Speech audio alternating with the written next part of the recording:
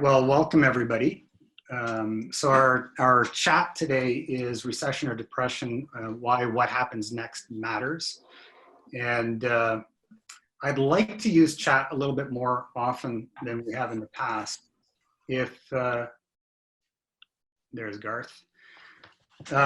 If you wouldn't mind just finding chat and let us know where you're calling in from today.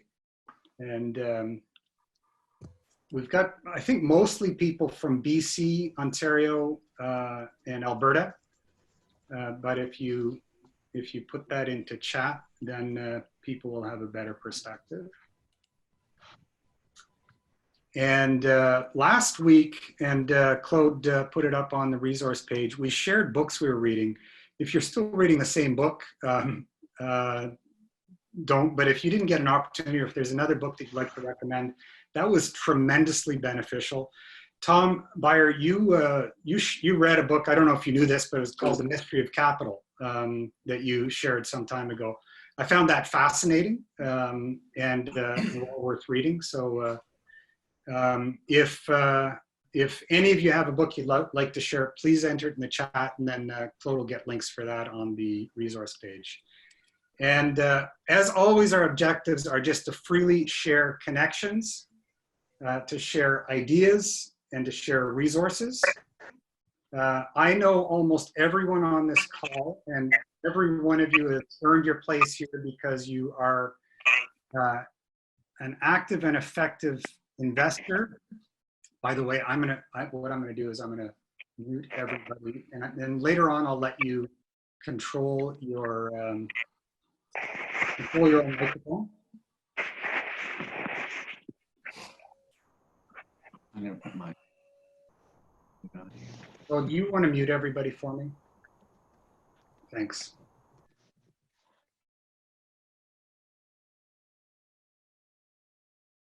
Ideas and share resources, and everybody on the call has significant real estate investments or expertise in some area, with the exception of my nephew Ryan, who just graduated from business school virtually. And I'm glad he's here. I would also like to invite any of you to invite to a future call anybody that you think might benefit either personally or might have something to contribute to this group. So with that said, our agenda for today is, first we're going to have the best recession depression chat ever, and my friend John Dyack is going to present that. And then after, we're going to have discussion about why what happens next matters. So by way of introduction, I've known John for I think 15 years. John has a background in, I think he called it mid-tech, and was involved in a lot of turnarounds.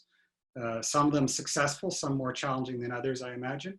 We got to know each other through creation care discussions, and John is has real estate investments, but right now he coaches startup CEOs, both one-on-one and in mastermind groups, I guess, in a couple different places. That is happening virtually now, I think. And we've been having this conversation about what's ahead. Is it a recession or is it a depression? And John, I'm going to turn that over to you and let you lead us through a bit of a conversation starter. Great. So just to add to Jeff's comments, I also mentor CEOs. The biggest company I mentor is 780 million. I mentor the CEO of large healthcare, so it's a wide range. So this is going to be a bit of a sprint. We're going to ask you to hold your Q&A until afterwards. And my job here is to just kind of spray us all with some thoughts, just in some reading. So here are some thoughts. Let's start off with the standard definition of what a recession and a depression is. This is out of the book. You can debate GDP, you can debate some of the pieces to it. But that's not the point of it. This is just a standard starting point for how it's documented. But here's the slide that I think is really amazing. Just take a moment and stare this one down. This gives you a sense of the three buckets of a recession, what was called the Great Recession, and of course the past depression. Just compare the length of it, the unemployment impact, and GDP. And what you can see from this is, I'm sorry, you can't run your business the same way in each category. And I'll talk a little bit about that. But just look at a depression is a 5-timer in duration. A depression is a 12-timer in GDP hit. And it's a 2.5-timer worst case employment. So that's what a depression is. It's not something insignificant, but we'll talk more about that. So that's just this. I thought this slide was amazing. So here's what I've come up with, what I call characteristics. And I just want to put them out there and we'll talk about them. So in a recession, things kind of go back to the norm. Markets don't really change. You might lose, your customers might struggle, but they're kind of intact. AR gets stretched. People don't pay as fast, but it doesn't get broken. Pricing is often a way you fight your way through a recession. And the pressure on you and your teams and you and your people as staff is lower. And positive cash flow is probably enough to get you through it. Having a strong balance sheet is good, but you probably don't even need to have that. You can probably carry some debt as long as you have cash flow. That's what I say a recession characteristic looks like. Let's jump up to a great recession characteristic. I say the path is harder to call. It was for me in 08. Markets were unchanged mostly, but customers, we lost a lot of customers. They went broke. So our AR was stretched and broke. We had companies that simply didn't pay us. Our price compression lasted forever, it felt like. And our team took a beating. I was running a smart building tech company at the time. And we had insufficient cash flow and we had an insufficient balance sheet. We took a bit of a hit because cash flow, when your customers go away, you take cash flow hits. You go into negative cash flow from time to time. So you need a stronger balance sheet. So that's what a great recession could be a characteristic of. Let's just look at this little picture here as we go. I want to point out a couple of things about the Great Depression. I don't want to get too specific. There's thousands of pages to read on this. So there was a war, there was a drought, there was some really bad trade policy. Governments did not respond well. There was no data to really know what was going on, and there was no work from home option. So my first question is, was this a perfect storm? And can you even compare 33 to 2020, those who say we're going into a depression? And it's unlikely that conditions will be repeated. So I think that's just a good context for what the last depression looked like. Here's what is driving, I believe, driving the depression conversation that I'm reading about now. Remember, I'm not saying I believe there is one. I'm just reading about it. Lots of leverage in both people and business, artificial low interest rates. The governments have responded well, but have they used up all their tools in their toolbox to fight off, say, risk-based interest? GDP to debt ratio has never been here before. Does that trigger something we've never seen before? And will trade policies and a heightened US-China war accelerate something, a decline or something of that nature? So that's what I'm saying are the main depression dialogues. And I did a lot of reading. There's a lot being talked about, but this is the main stuff. So I'm going fast here because we want to talk about this more than hear me talk. So I say that when the range is between minor economic twitch and 10 years of pain and suffering, that tells me there's no certainty and there are no experts. So when people come on and say, I know what's coming, I'm sorry. If this is a hurricane, rule number 1, and I've got friends in Florida and the East Coast, board up the windows, protect the family, go defensive first. Customer retention is a major priority. Revenue innovation, getting revenue from your existing customers is part of the new play in revenue innovation, but you start with defense. And then the old saying, keep your powder dry, but keep your eyes open. There's obviously huge opportunities in recessions and depressions. And my dad always talked about the Kennedy family and how they came to wealth. That was mostly through the Depression, having cash. So here, you need a bulletproof balance sheet because positive cash flow, you could go negative cash flow for long stretches of time in the reading I did. So positive cash flow is not sufficient for a depression if that's the condition. And again, we're talking in big terms. Final slide. Here are some personal thoughts. My view is if you're a believer in Jesus, which I am, I've had to give my worries to him over and over and over and over again. One time wasn't good enough.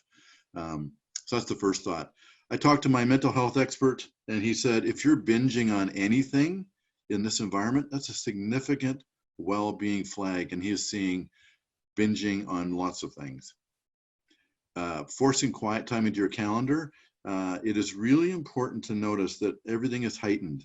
Fear is heightened, anxiety is heightened, staff, family, friends. So quiet time is important. And I think two good signs to finish with is, if you're being generous with your wisdom, time, and resources, you're doing well. A great sign is you're relating, laughing, and praising. And again, the purpose of this conversation is to prepare to be well, whatever comes at us. That's the sprint. Jeff, back to you. Thank you.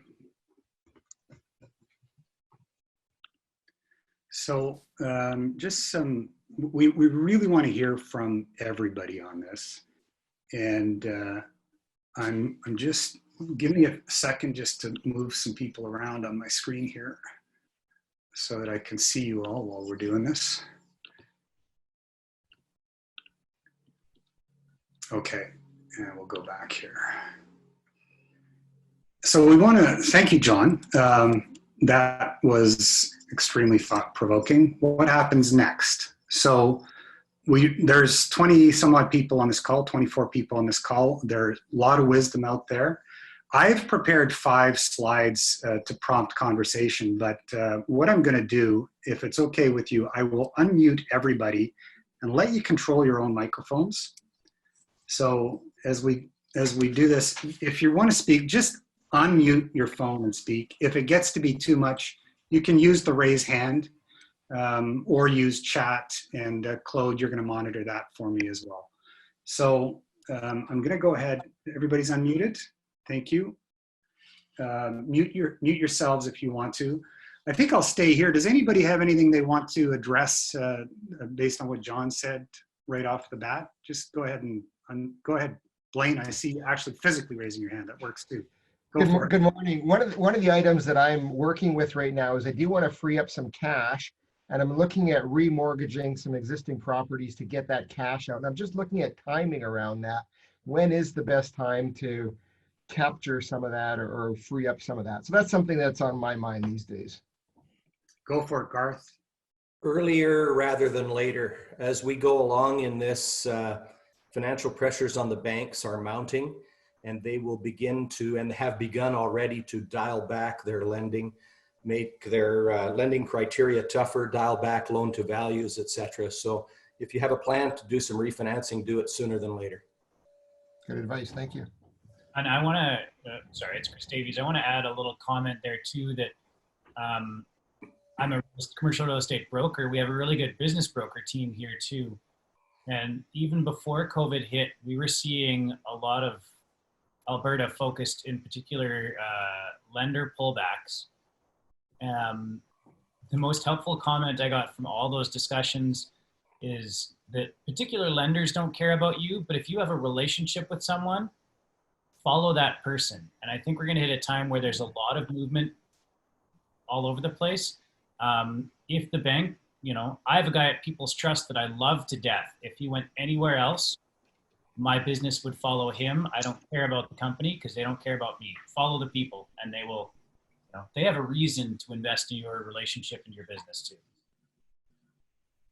Right. Can I say something? Oh, yeah, go for it. This is Thomas Bayer. I'm currently in the Vancouver area, although most of my assets are in Alberta. I was very panicked and stressed out probably late February, early March, let me say 2 months ago or so. So that was on my peak worry, because I had no clue where we would be with March and April and then May rent collections, because I operate a number of apartment buildings. As it turned out, the rent collections were actually significantly better than I had expected, let me say 2 months ago. And if you look at the sort of gradual reopening plans here we see worldwide, I think there is a more and more realization that this is almost like Y2K sprung upon us with no notice. Mm-hmm. So if you recall, perhaps Y2K, there was also a lot of doom and gloom and, oh, the plane's gonna follow the sky. and the nuclear power plant's going to blow up, and the electric grid will shut down because of some zeros not being properly aligned, and computers being, wrong. There was a lot of negative thought around Y2K, maybe in '98, and then I figured things out, and guess what? To my knowledge, no plane fell out of the sky and no electric grid shut down. But we had a lot of probably 2 or 3 or decade notice to fix things. With this COVID thing, I think we had a similar situation, lots of negative attention and lots of panic, and then I think an overreaction by governments worldwide to prevent a few deaths.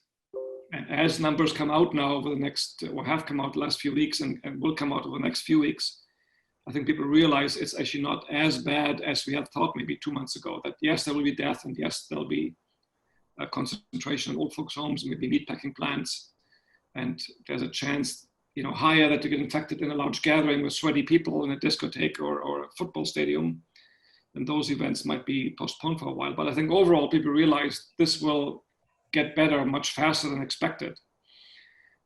So I'm today a lot more hopeful than I was, as I said, 2 months ago. But having said that, I think obviously it depends highly on what business you're in, because if you're in the tourism business, for example, and operate a hotel or an airline or a skiing lodge or a campground, or rely on that business to bring you customers, like a kayak operator, of course your business will be far more affected than other businesses. So I think we need to be a bit more nuanced here. What business are you in? And therefore, what will be your revenue impact? Because in some businesses like airlines, for example, and traveling will be significantly impacted for probably at least a year, versus, and hotels and all these auxiliary businesses around that. Thomas. But otherwise, I think rental property owners will be okay. Although we can debate over time here what retail will look like, because I think it'll be a bit more bleak with online shopping. Thomas, I'm gonna go to a slide that I think you actually shared with me via social media. This is a quote from the chief economist of the British Columbia Real Estate Association. It tends more to the optimistic side, but I put this question to our group: is this more of a natural disaster than it is an economic shift? Could anybody speak to that? Garth? I think it really depends on how long it lasts before we get a medical solution, either that being some drugs that minimize the risks of the serious case of COVID-19, or of a serum or a vaccine. Ultimately, if that takes 1.5 years, we have huge damage. If that takes 6-7 months, it's much less so. And this quote makes some sense. I would point us to the piece, the interview and the article on the interview of Benjamin Tall of CIBC, who we've probably all followed for quite a long time. And I think you'll post it on the, yeah, it'll be there. I think listen to that to get a sense of what, there's an end game to this. Okay, so Dean, I see you're here, and would you be willing to speak to that too? Yeah, actually, thank you. What a great group you have, by the way. A real pleasure to join you. I have been a little behind the curve on COVID. I heard about it in December, and it was something over there, and then I heard about it coming, and I was going, well, 4% death rate. How bad could that be? More people die of diarrhea. Then my wife pointed out 4% of 7.5 billion people is the population of the United States. And I went, well, I guess that is a number. But I'm more in the belief, and we're in real estate and we're in education and we're involved in universities around the world and 17 different countries. We're anticipating that this will be an incredible boon for our educational system. Sensitivity, obviously, and recognition of trends, but there's a lot of people whose jobs will change, I believe, and education will benefit strongly, in my opinion. Thank you, Dean. I'm going to go to another slide with a different question. That was the easy one. So George Friedman, and we'll post this one too, but he says there are people too rich or too poor to know that there is a depression underway. This speaks to the separation of rich and poor in our culture. And Warren Buffett has 137 billion in cash sitting on the sidelines, I think it was. That's a comfortable place to be in. Anybody that's got any kind of debt at all is somewhere in that middle, and very, very tuned into what's going on in the market now. And then there's a whole swath of people that their life isn't going to change, whether it's a recession or depression. Anybody have any thoughts they could share on that? Thomas. I think you forget the public sector, because I'm not sure whether we're going to see some shift here, but we have by and large, I think I read a stat last week that 92% of the lost jobs are in the private sector, and the public sector, while often furloughed or underemployed, still getting full paychecks. So I think some of that needs to be rectified afterwards, but I think a lot of people are not affected at all. As long as a paycheck comes in every month, they don't really care.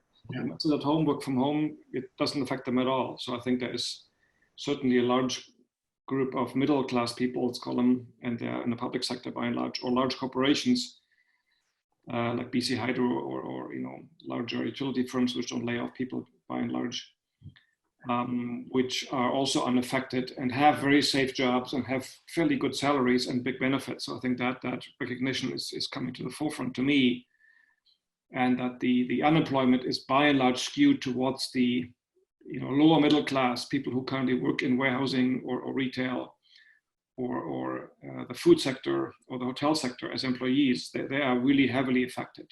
Mm-hmm. And that's why I think the impact on real estate, for example, will not be as pronounced as maybe people expect, because people are by and large renters, not owners.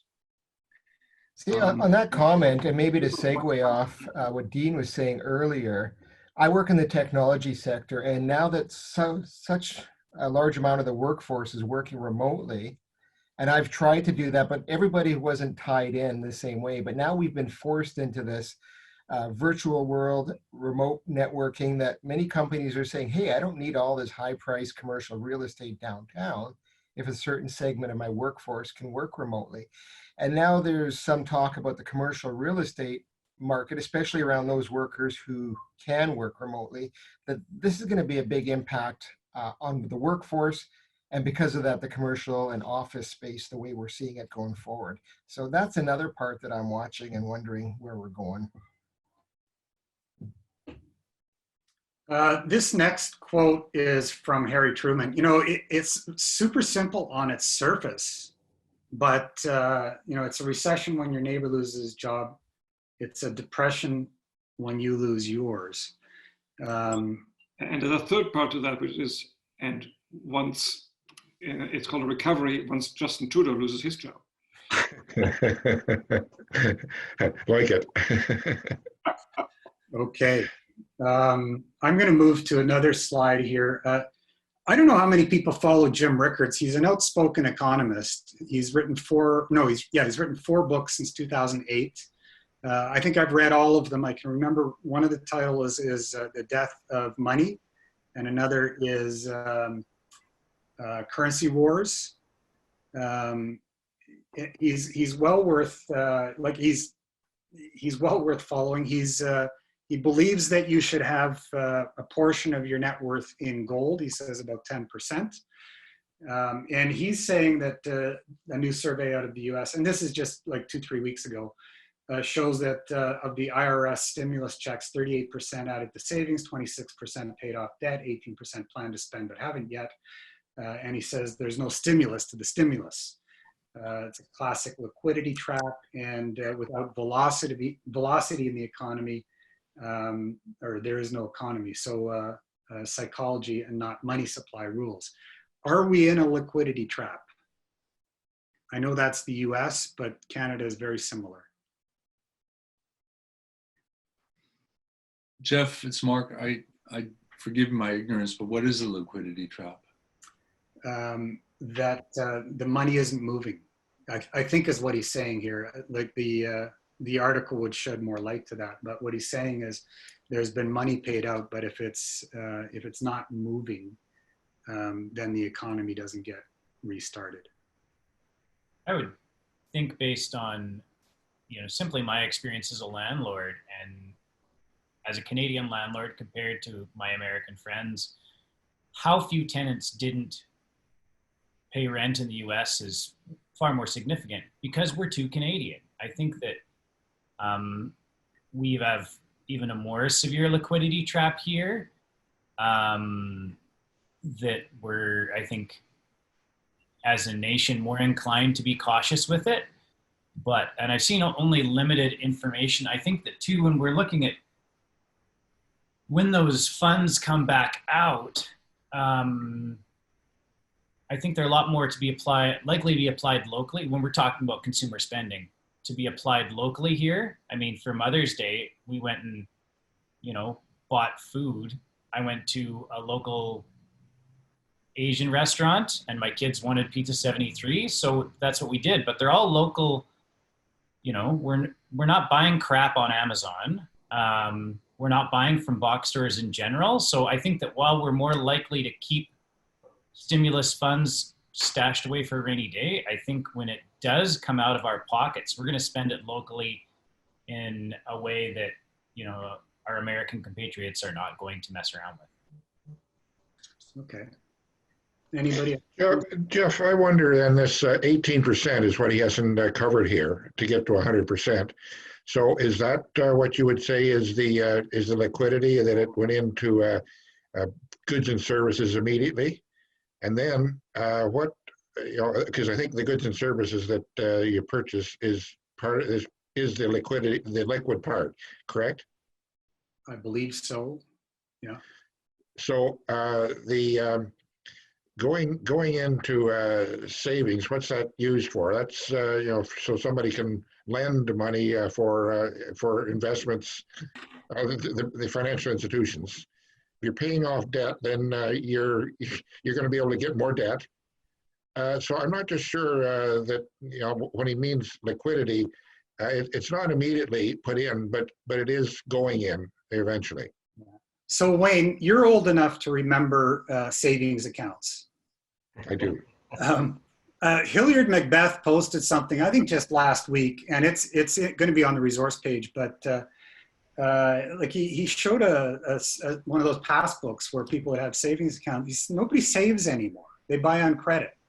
What if what's going on now creates some fear and people want to keep their powder dry, their cash, as John has suggested, and they don't go out and spend that money. They pay off debt and they start saving for things for a rainy day because they're scared from what's happened here. Will that postpone any kind of recovery?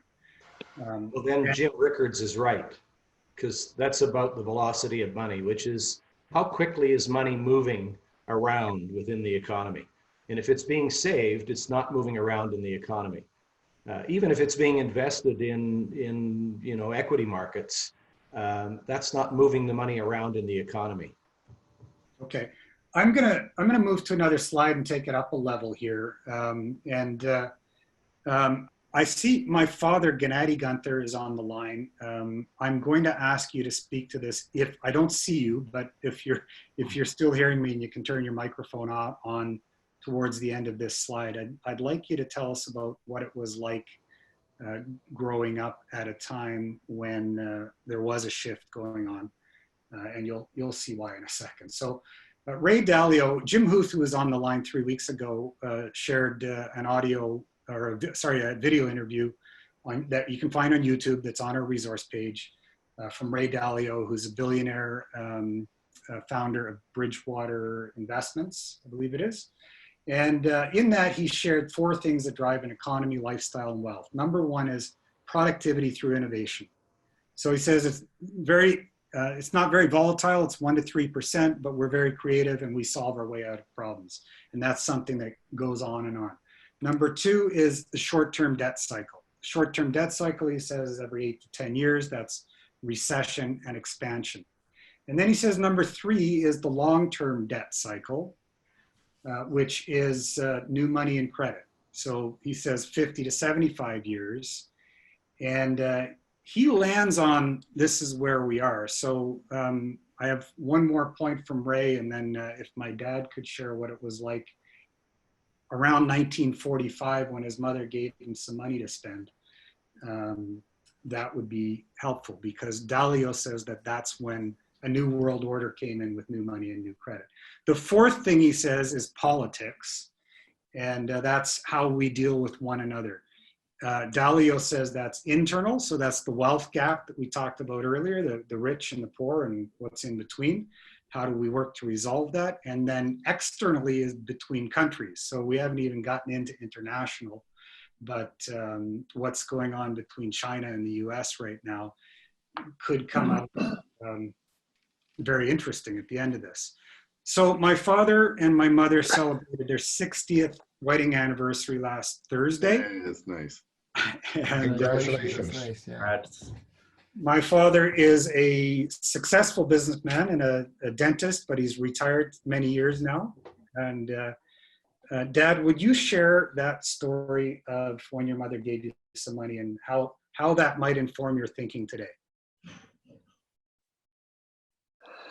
Well, I don't, I know you always like the story, but when I was about 8 years old, I guess in Germany, when the Deutsche Mark went out of, and they had a new mark, my mother gave me a whole armful of money and said, here, go and buy that toy that you always wanted at that store down the street.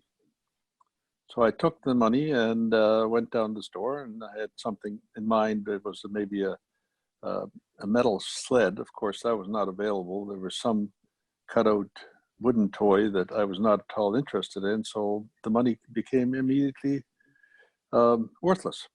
And I was disappointed, but that was the sign of the times. We still lived reasonably well and lined up for food. And they put me in a line and stand there, kid, and until the adult came along when I got to the counter. So that was a sign of that time. It was pretty drastic.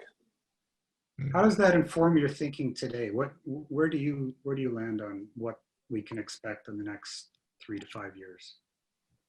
Well, I'm unsure, as most of your speakers are, and I'm always been a gold friend of gold, so I have some of that, and I have a reasonable retirement plan in mind. So I'm happy with it, but I really don't know what is in the future, as nobody can. So there's some people that I don't have faces on, but I see Bill Buterman is on the line. If you're able to, would you be willing to to turn your microphone on and speak into that? We'll just wait for a second to see if he's there.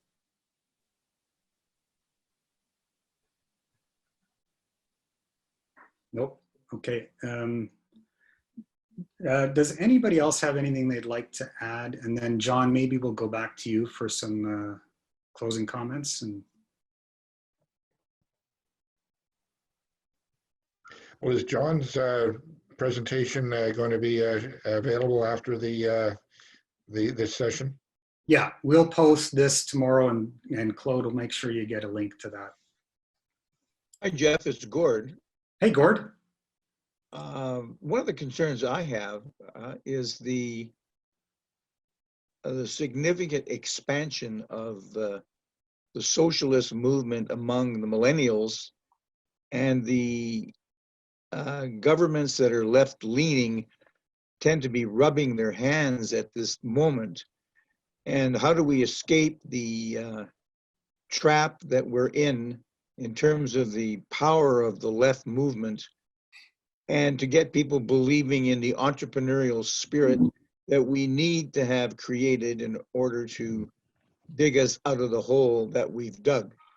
So getting that movement towards entrepreneurial favoring and the belief in entrepreneurship and private and free enterprise, I see us moving significantly away from that thinking, and a lot of people becoming very dependent on governments. That's my concern. Okay. Yeah. Yes. John, how about back to you?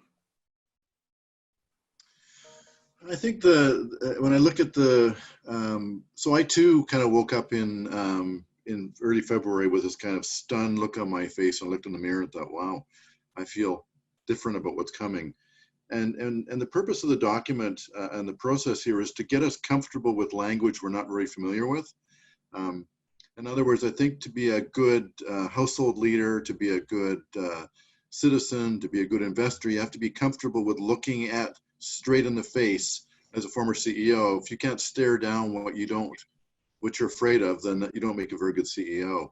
And so I just think that I think the comment that Jeff's dad indicated, and I really support, is we actually don't know. I've been reading lots of articles about people who are certain of what's coming, and that tells me exactly what I need to know. If you think you're certain of what's coming, you've A, never been through this, and B, you're spinning something or selling something. And so, Jeff and I have had conversations about a defensive posture, but I'm seeing, I'm looking at 40 companies up on my board here that I work with. 12 of them are growing so fast because they're exactly where they need to be in the market. 4 of them are gone and are not coming back. The 4 tourist companies, software companies, they're gone. The ones in the middle are adapting. And to me, innovation is going to be critical. Even if you're a landlord, you need to find a way to innovate, to keep expanding. But as I was reading, I think the main point was you can't compare 33 to 2020, but you need to be aware that there's some macro stuff moving out there. What United States and China are looking at each other is not a fight over tariffs. It's way bigger than that. And I was reading about a lot of it thinking, wow, there's something significant here. I can't quite get it. Main point is, keep your powder dry and keep your eyes open. I think there's going to be an opportunity to take advantage of things, but I do think you need to be alert and protective at the same time, which is something we're not really good at. And a lot of us, I know I'm not. Okay. There's a poll up right now. If you could, some have answered it already. Are we moving into recession? Is it depression, or is it something else? I'll give you about 15 seconds to answer that, and then I'll share the response with you. While you're waiting for people to check the box, the thought I had earlier, which is based on what I'm doing business-wise right now, is especially on a call that's mostly men, and I'm the second youngest guy on the call, which is a good thing. We often get, I'm a real estate broker, but I also work for a development company in-house, and we often get locked into this is what we do. I get a lot of stigma from other real estate brokers because I went to work in-house for a developer. I made that decision 6 months ago. Couldn't be happier to have a steady paycheck right now and to be in a slightly different but complementary business. I think there's a lot of people right now who will be afraid of identifying that their ship is sinking and be afraid of being a lifeboat. I don't think there's anything wrong with changing what you do or pivoting, taking advantage of a situation. I mean, I have lots of clients like that. Nope, this is what I do. But I have lots of clients who call me up and say, hey, the bank hit me for a huge cash calling this mortgage. I can't pay it. I can't cash flow. Mail the keys back to the bank. Pardon? Hello. Are you on the phone? Hey. I'm listening to Jeff's conference here. You have to mute him, Jeff. Better mute him. He's talking to my mom. So, Chris, you owe me a phone call about project in Fort Saskatchewan. Yep. I'm going to share the results of this poll. Or have you already done that, Claude? Can you do that for me? Yep. Okay. Okay, so we don't know the future. That's yeah. That's not as far as. So I want to thank everybody for being here. And the last few calls we've covered things like our interest rates going up or down. How do we deal with tenants? Like Thomas and I think a few of the others. We've got about 500 units here in the Edmonton area, and Single family, every single person has paid rent on time, except for one or two that were always a few days late anyway. In multifamily, it's pretty close too. It's not as bad as we thought. Last time we had Graham did a great presentation on commercial real estate and what opportunities might be coming up. He shocked us a little bit with a picture of the Target store, and Jason Mattern, who's not here today, talked about residential. Today it was recession or depression, and yeah, I don't think any of us know what's coming or what's going on, but I benefit every time I get to connect with you guys. If you knew what all these people know, and some of the people who've been very quiet on this call, you all have so much to offer, and I hope we get to continue the conversation. So it's always about sharing connections. If there's anybody who wants to meet anybody else in this call, I'd be happy to introduce you, and sharing ideas and sharing resources, whatever they may be. If you have a topic you'd like to discuss, or if you'd like to do a short presentation like John did today, I would love that. Garth has been very helpful in driving content for what we talk about, but any one of you could do that, and we'd love to hear from you. So thank you. Please check your email tomorrow. We'll send a link to this webinar and or web conference, and then a whole bunch of links to articles and stuff. If you've put anything, or if you put anything in the chat section, or if you send me anything, we'll make sure it gets up there as well. That's it for today. Does anybody have any last words they wanted to share, or you pop them in chat? I think, Greg, our feet are firmly planted in the air. That's where we're at. Gord, I know you. I know you know my name is Jeff. That is so great. But yes, we are. Okay, well, thank you, everybody. We'll try to reach out again in the next few weeks. Nice, thanks, Jeff. Thank you. Thanks, Jeff. Thank you. This is fun. If you want to hang around and have impromptu conversation, you're welcome to do that too. Anybody. I'm not going to cut you off. Well, I want to hear from someone else whether I'm the only guy who feels a lot more optimistic today than perhaps 2 months ago, when there was this massive panic and end of the world feel in the air. You're the only one that feels more optimistic today. So whether someone else feels more optimistic than perhaps a month or two ago. I am. I know we all got together 6 weeks ago, right before April 1st, to talk about how do we deal with tenants in crisis. And, you know, I was very concerned because we have a lot of tenants, and that didn't happen, like Y2K, like you were saying, Thomas. I think it was you. So I'm more confident in myself and my ability and resilience than I think I was then. I don't know what's down the line. I think we could be in for a decade of pain.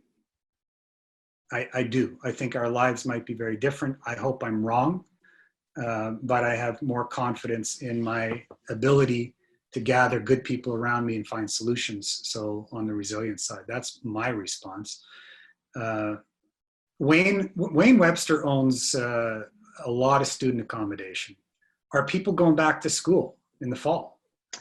I hope so. I was talking to someone there this morning, and you know, there's I guess there's various thoughts. Maybe half go one day and half go another day. He was saying he thought that was one model that is being considered because they have to have some social distance. Yeah. I can sort of jump in a little bit on that. As somebody who just finished school, obviously, I can tell you that at least where I went to school in Ottawa, they have already confirmed that the fall semester is going to be completely online and nobody's going to be at school. It does seem a little bit early for them to make that decision, and I don't know if all the other schools will follow or where you are might be different. But at least where I am, they've said everything's online in the fall. And my wife's a grade school teacher, and to do that with grade twos is pretty much impossible. So I know Quebec's going through a trial right now with some of the younger grades, putting them online, spacing them, but then you need so much more resources for teachers, bathroom monitor. So nobody's really got it figured out yet on that part. Yeah, one of the companies that I mentor is called Frozen Mountain, and they do basically a Zoom, but it becomes your own Zoom system. It's not a public system. And on between February 15th and March 15th, 150 U.S. universities called them and said that we need to be fully online in 3 to 6 weeks. We were planning to take 2 years. So that doesn't say something, because some of the U.S. universities are saying if we're not online by September, we're gone by December.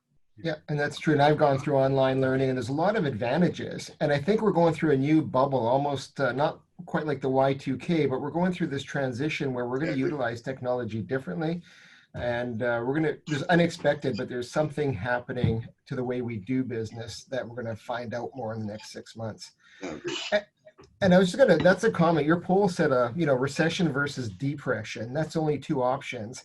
But is there any chance we're going to see like a saw blade up and down, more of a rattling every 6 months, or something that we've not seen before? That's what I'm wondering is going to happen or not. Well, that was something else, Blaine. Dean, you're heavily invested in education. What's your plan, or what are you doing now? Well, that's a great question. We took and we pivoted to Zoom and Moodle online, and we've just spent a ton of resources. Our team in the Philippines have been going nonstop for 8 weeks, putting all of our curriculum online. But I think that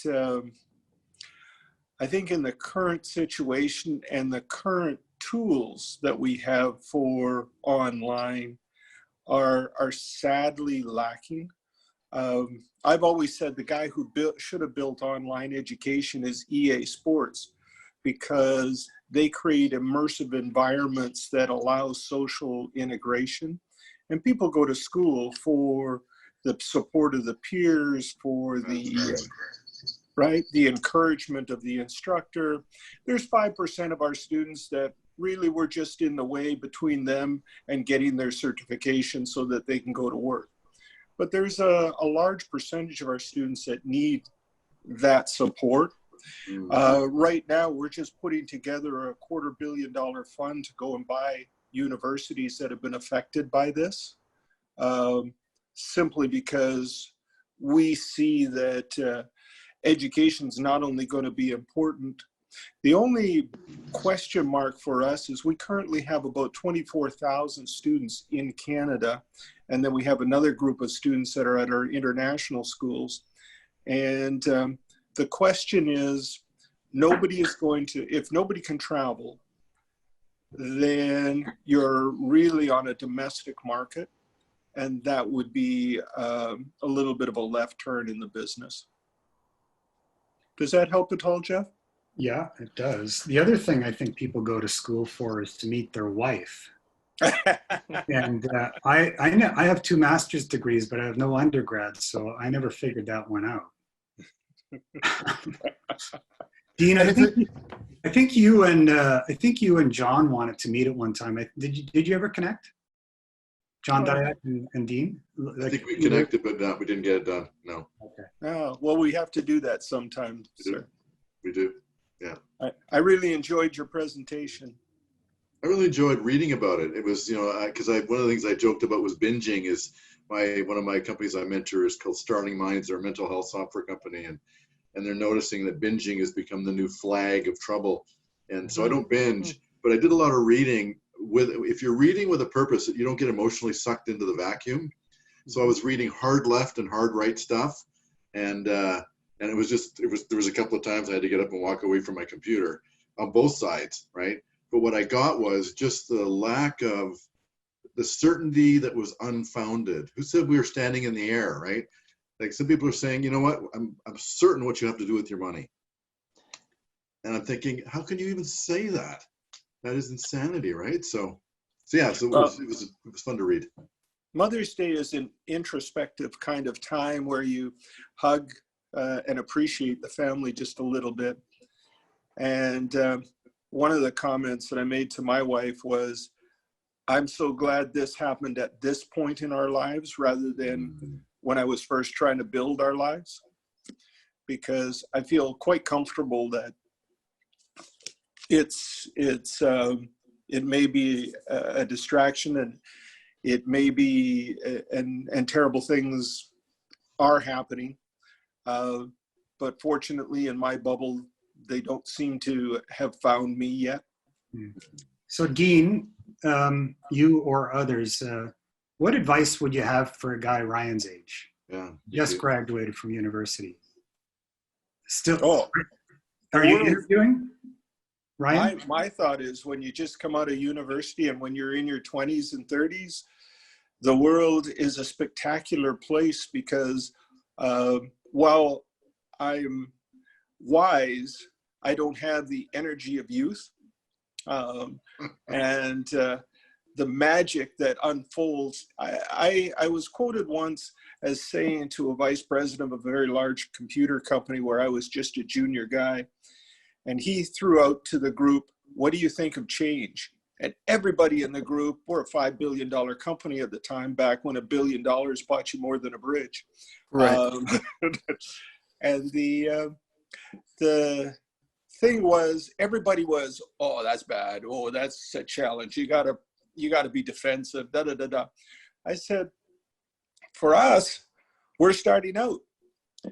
Change is the only way I'm going to get ahead. Otherwise, I've only got what I've already got. Mm-hmm. Jim Maynard, I don't know if you're there, but if you'd be willing to tell my nephew Ryan, what advice would you have for him? I know you work with a lot of people, or you have. Yeah, thanks. I think view your education as a basis for thinking, and don't rely on anything you've learned for your employment, but use it as a basis, as a way to navigate the future. There's a guy by the name of Peter Schwartz, and I don't know if you know Peter. Peter was the head of strategic planning for Royal Dutch Shell Oil back in the 70s in the first OPEC oil crisis. And he developed a technique called scenario planning for strategy development. And I think that it's a technique that's applicable now, which says you don't know the future, but if you are successful in developing enough scenarios about what might be and think through the ramifications of that, as the world as it is starts to unravel or unwind, you'll have enough context, because you've already made decisions, that you'll actually be able to react and move and navigate faster than traditional strategy. And I think nimbleness and agility, I think, is really important. And I think the other thing I just wanted, there was a discussion about education, and one of the reasons why education hasn't changed is that there's been no need to change, and there hasn't been any kind of prescient power that's pushed us to change. And there's been a lot of great ideas about innovation in education that have fizzled because there's been no economic sustenance to actually drive the innovation and growth. Well, it's also heavily unionized. Let's not forget that. No, but the point is, it's not, it's just, it has nothing to do with that. It has to do with, there's been no need to change. And so what's happening now is that things are changing.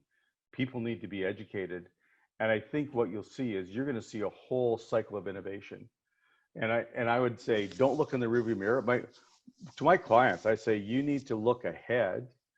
Use the rearview mirror as a guide once in a while to make sure there's nobody coming up behind you. But we need to be very careful about how we use the past to predict the future, and especially right now. If we see the amount of innovation and change that's happened in other sectors, like if you look at what's happened in Airbnb or and you apply that to education, where there's money to actually fund that innovation with the tools and the abilities of companies to actually change and develop, I think you're going to see profound changes in how we do it, if we have the courage to go there. That was a bit of a ramble. I didn't maybe answer Ryan's question, but I think that it's a time of great concern, but also great opportunity. I agree with you, James. And right now, because we've been forced into this virtual physical distancing, now's the people who have that creativity and that ability to move forward with their idea, they're going to leapfrog ahead in many ways. Yeah, and I think that the other thing too is I think there's a tremendous opportunity to rethink the world. For example, you know, we've had a preponderance dependence on carbon-based economies. And I think there is, and if I don't know if you noticed it, but like I'm in Qualicum Beach on a Vancouver sabbatical, and you know what? In the last 90 days, the sky is bluer. There are more birds, there are more animals, there is a vibrancy that's coming back. And I think that we need to use this as an opportunity to think about what a new way forward has to look like. Like we just shouldn't default back to our old industrial ways. We need to find new ways forward. Because I think if we were dangerously close to breaking this world, if we haven't broken it already. And I think that when there is a pause, this is a great time to think about ways that we can actually return life back, but also benefit from it in terms of our health and everything else. Anyway, that's my political statement for the day. And now, Jim, I'm going to let that be the final word. We do need to cut this off at some point. It's been great visiting with everybody. I want you to come back. It's just awesome to be able to connect and take these conversations to. So thank you, everybody. Thank